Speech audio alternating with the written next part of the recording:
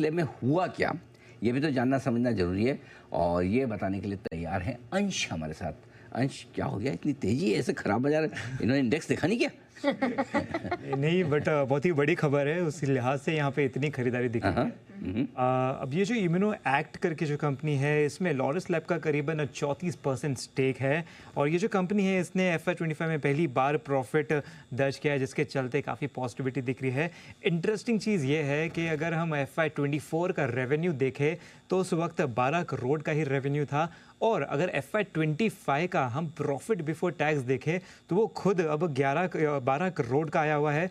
तो ये जो है वो पिछले फाइनेंशियल ईयर के जो रेवेन्यू था उससे भी बढ़ के यहाँ पे प्रॉफिट बिफोर टैक्स दर्ज करते हुए दिख रही है, जिसके चलते काफ़ी पॉजिटिविटी बन रही है।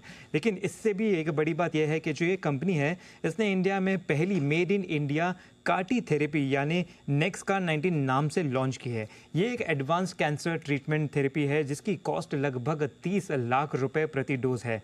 वैसे तो ये पहले 40 लाख के आसपास थी, उससे घट के 30 लाख हुई है। आने वाले समय में ये और भी घट सकती है जैसे जैसे डिमांड आए। अब 30 लाख सुनने में बड़ा लगता है, लेकिन अगर हम ग्लोबल प्लेयर्स के जो कॉस्ट है उससे कंपेयर करें तो ये लगभग 90% कम है, जिस वजह से यहाँ पे काफ़ी अच्छी पॉजिटिविटी बनती हुई दिख रही है। और अब तक लगभग 350 से ज़्यादा पेशेंट्स का ट्रीटमेंट हो चुका है इसके ज़रिए, और 70 से ज़्यादा हॉस्पिटल्स में भी इस थेरेपी का यूज़ हो चुका है। अब ये जो डेवलपमेंट है वो इंडिया के फार्मा सेक्टर में, specially cell and gene therapy जो सेगमेंट है, उसमें एक बड़ा नया चैप्टर लिख सकता है। तो इसकी वजह से यहाँ पे इतनी अच्छी खरीदारी दिख रही है। Laurus lab all time high पे भी ट्रेड करता हुआ नजर आ रहा है। तो लॉरस लैब तेजी की वजह आपको बता चुके हैं अंश।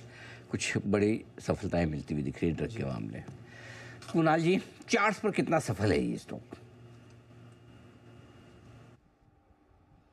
अनिल जी, बहुत ही ज़बरदस्त चार्ट है। और देखिए अनिल जी, अभी से अच्छा नहीं हुआ है ये। इसमें देखिए ब्रेकआउट हुआ था 680 के आसपास लगभग 3-4 सप्ताह पहले, और उसके बाद से स्टॉक लगातार बाजार को बड़े पैमाने पर पीछे छोड़कर नए कीर्तिमान बना रहा है। और आज के ट्रेड में हम देख रहे हैं बड़ा ज़बरदस्त मोमेंटम बना हुआ है। तो जिनके पास पोजीशन है बिल्कुल बने रहें, डिप्स में नई खरीदारी करें। तो यहाँ इन स्तरों पर अब नई खरीदारी नहीं बनती क्योंकि स्टॉप लॉस बहुत नीचे का बनेगा।